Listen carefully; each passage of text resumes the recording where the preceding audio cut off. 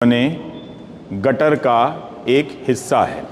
Sewer जिसे कहते हैं, नाला जिसे कहते हैं, जिसमें शहर का गंदा पानी बहता है और उसे साफ़ किया जाता है।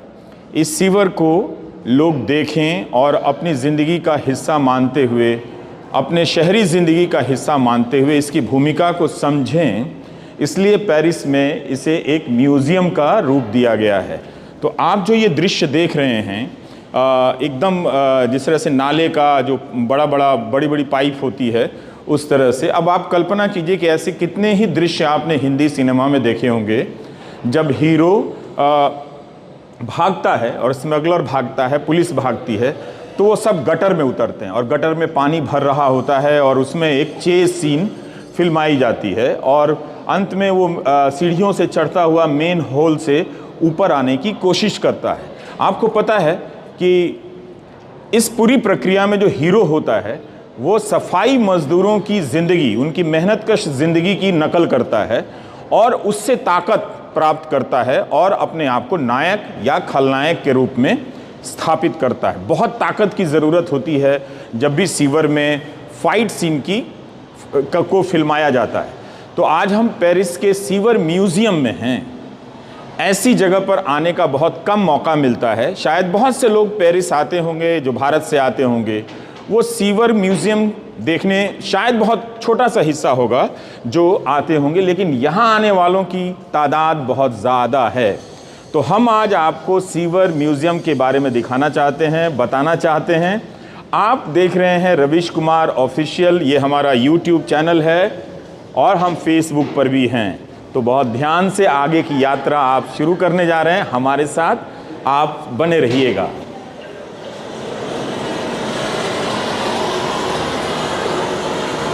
यहाँ ये जो हिस्सा है ये वीडियो इमेज, स्टिल इमेज के ज़रिए सफाई मज़दूरों के काम को दिखाया गया है। लेकिन आप देखिए कि इनके कपड़े क्या हैं, इनके उपकरण क्या हैं। आप भारत में बेजवाड़ा विल्सन के बारे में आप जानते होंगे। बेजवाड़ा विल्सन शानदार आदमी हैं, पूरी ज़िंदगी उन्होंने लगा दी कि जो सफाई मज़दूर हैं, जो लोग सर पर मैला ढोते हैं, उनकी ज़िंदगी में बदलाव आए। और इस वक्त भी बेजवाड़ा विल्सन दिन रात आंदोलन चला रहे हैं कि सफाई कर्मियों के पास उनकी सुरक्षा के लिए उपकरण नहीं है। लेकिन आप जान सकते हैं कि पेरिस ने इसकी ज़रूरत को किस तरह से समझा। और हम बात कर रहे हैं 1867 से। उस वक्त ये लोग क्या पहनते थे, इनके कपड़े क्या थे और समय के साथ साथ क्या बदलाव आया, इसके बारे में भी इस म्यूज़ियम में आप देख सकते हैं कि जो सफाई करने वाले जो मज़दूर हैं वो क्या क्या चीज़ें पहनते हैं। मास्क है, ग्लव्स है, बड़ा सा ग्लव्स है और ये कपड़ा है, इनका जूता है, एक तरह का बैग है और आप देख सकते हैं कि बहुत तरह के इक्विपमेंट लेकर वो सीवर में उतरते हैं सीवर की सफाई करने के लिए। ये वो मशीनें हैं जिनके ज़रिए 19वीं सदी के बड़े हिस्से में पेरिस के नाले की सफाई होती रही है। लेकिन हम बात अभी कर रहे हैं सफाई कर्मियों की। शुरू में ही हम इस पर जोर देना चाहते हैं बेजवाड़ा विल्सन के हवाले से। ये सारी चीज़ें आपको बता रही हैं कि 19वीं सदी के आखिर में, 20वीं सदी के मध्य तक पेरिस के गटर में, नालों में जब सफाई कर्मी जाते थे तो किन किन चीज़ों को लेकर साथ में जाते थे। आप ये सारी चीज़ें हैं, लाइट है, बिजली रोशनी के बहुत सारे सामान हैं इसमें। कुछ ऐसे सामान हैं जो फ्रेंच में लिखे हैं, इनका इस्तेमाल मैं नहीं बता सकता। लेकिन सफाई कर्मियों के आप जूते देखिए, जो पुराने समय के जूते, जो बेल्ट हैं, ये कितनी मजबूत बेल्ट है कमर में लगाने वाली, जिससे उन्हें गिरने की स्थिति में खींच के निकाला भी जा सकता है। फिर ये एक तरह से ये टॉर्च आया जब वो लोहे का हेलमेट आया है। और जूते देखिए कि इनके कितने भारी और मजबूत जूते हैं, कितने मजबूत जूते हैं इनके। आज भी हम अपने भारत के सफाई कर्मियों को इतने मजबूत जूते हम नहीं दे सकें। लेकिन इनके कपड़ों में भी समय के साथ विकास होता आया है। तकनीकी ने बहुत हस्तक्षेप किया है। ऐसा नहीं है कि भारत में इसका आगमन नहीं हुआ है, लेकिन सभी को उपलब्ध नहीं है। जाति की एक समस्या तो है ही, वो एक बड़ी बात है।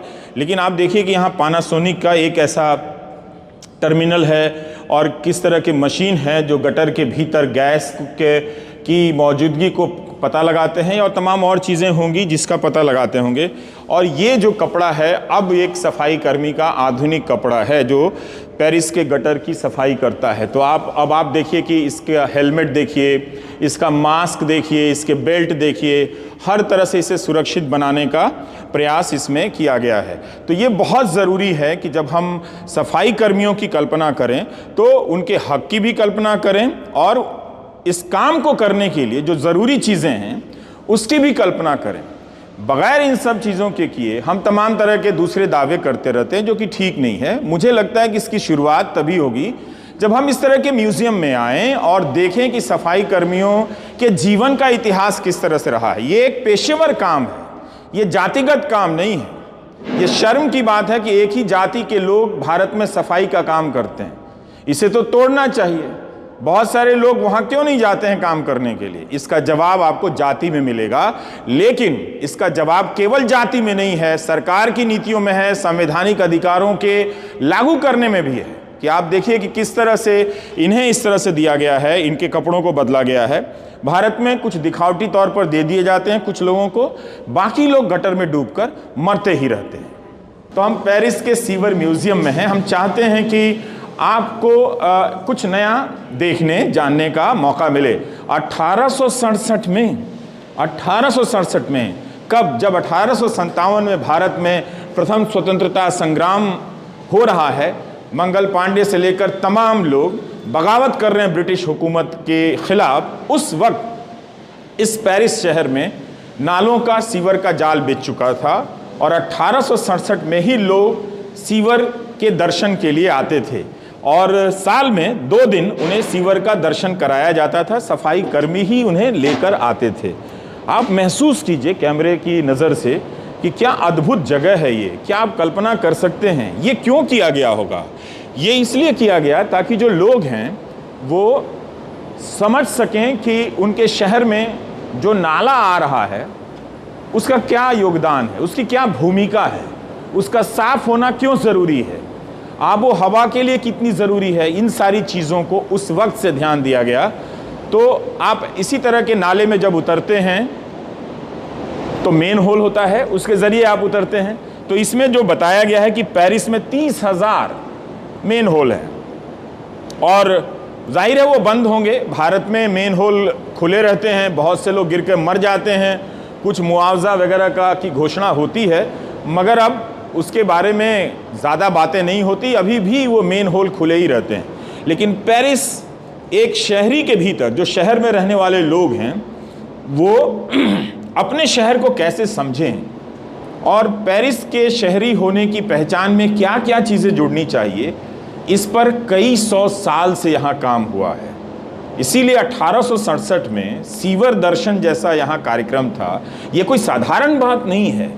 और आप देखिए कि जो इसमें बताया गया है कि कैसे, कहाँ से जमा किया जाता है, कैसे साफ़ किया जाता है, जो साफ़ पानी है उसका क्या होता है। तो ये लगता है कि ये दरवाज़ा बंद किया गया है ताकि हम उस तरफ ना जा पाएँ।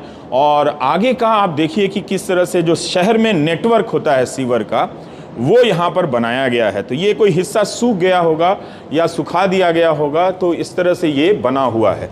तो आप हमारे साथ जो देख रहे हैं सीवर म्यूज़ियम, और ये बहुत एलिमेंट्री मतलब शुरुआती स्तर का सीवर है। इससे भी जटिल जटिल तरह के सीवर बनाए गए हैं बड़े आधुनिक शहरों में। हमारे यहाँ क्या हुआ, ज़्यादातर सीवर और नाले जो हैं खुले रह गए और नदियों में उन्हें गिरने दिया गया। यहाँ आप पढ़ें तो तब से एसटीपी प्लांट की कल्पना है, उसका इस्तेमाल हो रहा है, और हमने अपनी नदियों को ख़त्म कर दिया। इसी के ऊपर सीन नदी बह रही है और आवाज़ भी आ रही है उसकी धाराओं की, लहरों की। लेकिन आप देखिए कि उस नदी को अभी भी बहुत हद तक सुरक्षित रखा गया है। प्रदूषण है उस नदी में, लेकिन उस नदी के पानी को शहर के बीच में बचा कर रखा गया है। तो हमें नहीं मालूम कि कौन सा हिस्सा हमें कहाँ ले जा रहा है, मगर आप देखिए तो ये एक हम नायाब अनुभव आपको दिखाना चाहते हैं। तो आप देखते भी रहिए। कमर हमारे लिए कैमरा कर रहे हैं। और तो 1792 में यहाँ पर हाइड्रोलिक इंजीनियरिंग की स्थापना होती है। 1792 में 1792 जो पेरिस में जो पब्लिक वाटर है, पब्लिक वाटर क्या हुआ, पानी तो सबका होता है, लेकिन पानी का हमने कैसे कैसे बंटवारा किया। पब्लिक वाटर जहां जो सबके लिए उपलब्ध है, बॉटल का वाटर तो सबके लिए उपलब्ध नहीं है, आरओ का